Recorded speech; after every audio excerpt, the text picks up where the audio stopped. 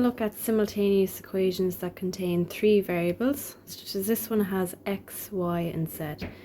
Now when you're doing these, it's important to make sure that they're all in the same format, with an x all under each other, y all under each other, and a z. And it's equal to a certain number.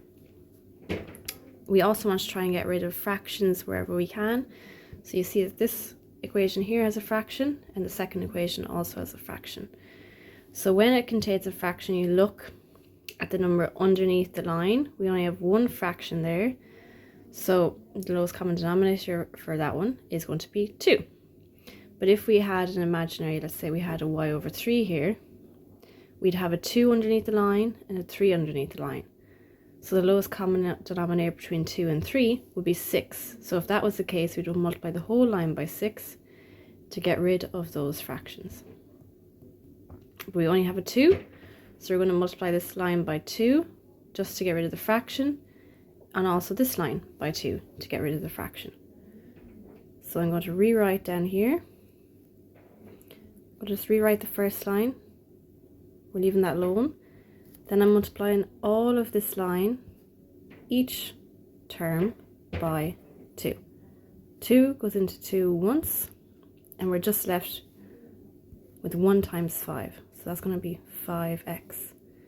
2 times y is 2y, and 2 times 10 is 20z equals 80. Then we're doing the same thing with the bottom one. 2 times this term, 2 times this term, 2 times this term, and 2 times this term. 2 times 2 is 4. 2 times a half is 1, which is y. And then we have 8z, and then we have 42.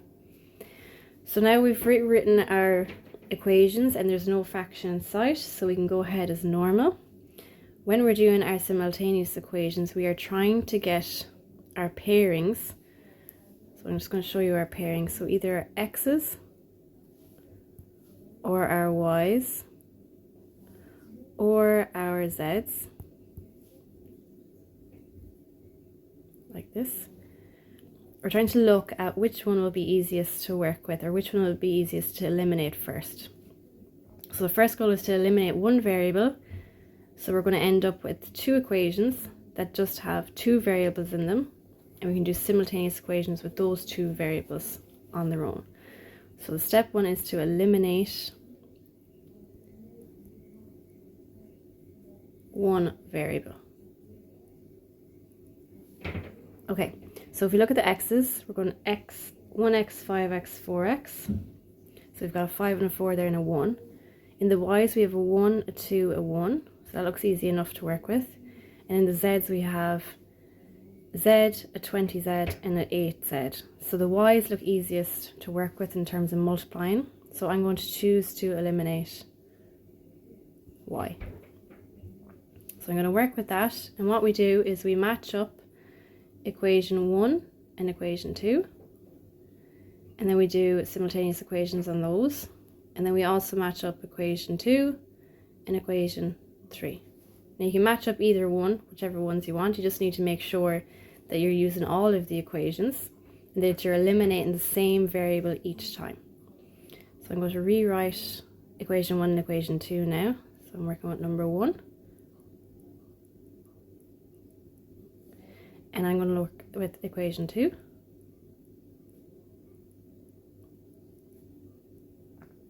And I'm chosen to eliminate the y's. So I need to make sure the y's have the same number in front of them, but opposite signs. So I'm going to choose to multiply this top line by a minus 2. That's going to turn this y into a minus 2y, which will have opposite sign, but the same number in front of it as the bottom y there. So I'm going to rewrite underneath minus 2x minus 2y minus 2z equals minus 32. Leaving the bottom line as is, 5x plus 2y plus 20z equals 80. And now we just add the top line and the bottom line. So minus 2x plus 5x is going to get you 3x. The y's will cancel. Minus 2 plus 2 is 0, so I can leave that blank. And plus 18z equals 42. 8. So that's going to be our new equation 1. You can see it only contains two variables, x and z. Okay, so I have that one done, that one done. We're moving on to equation 2 and 3 now.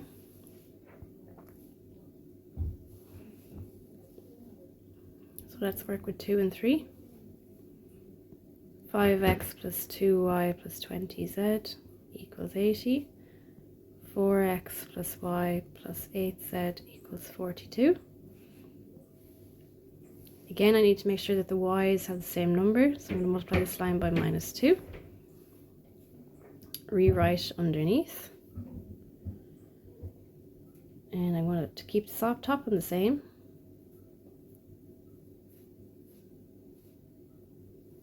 Multiply the bottom line by -2.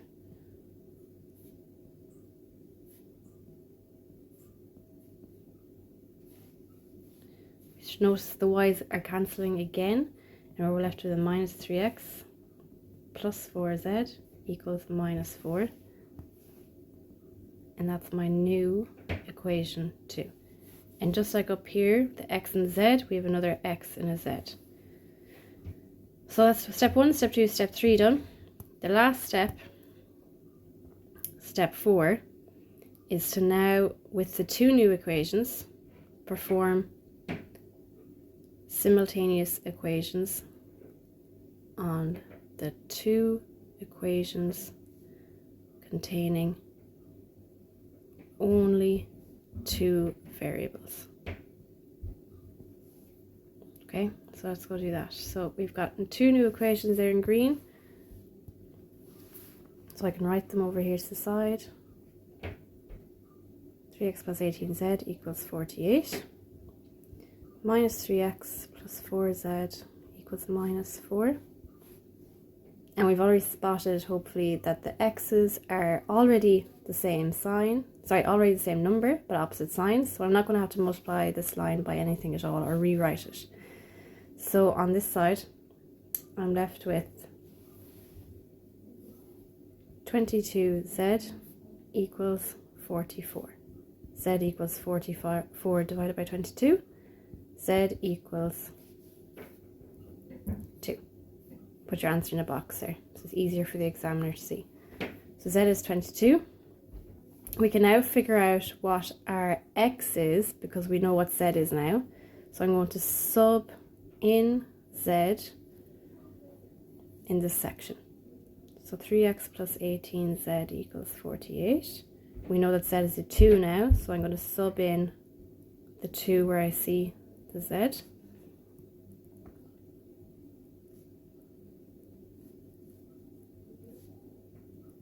Just going to simplify it now and try and isolate the x.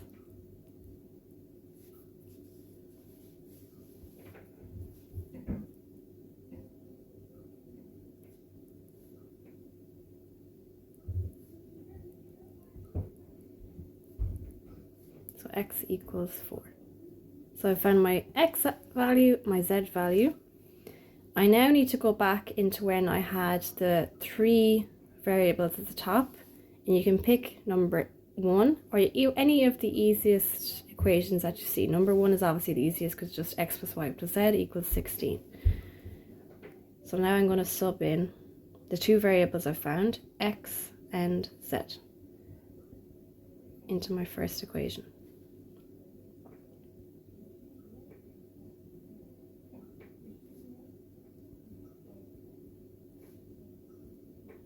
Y equals 10. And that's how you do the 3 variable simultaneous equation.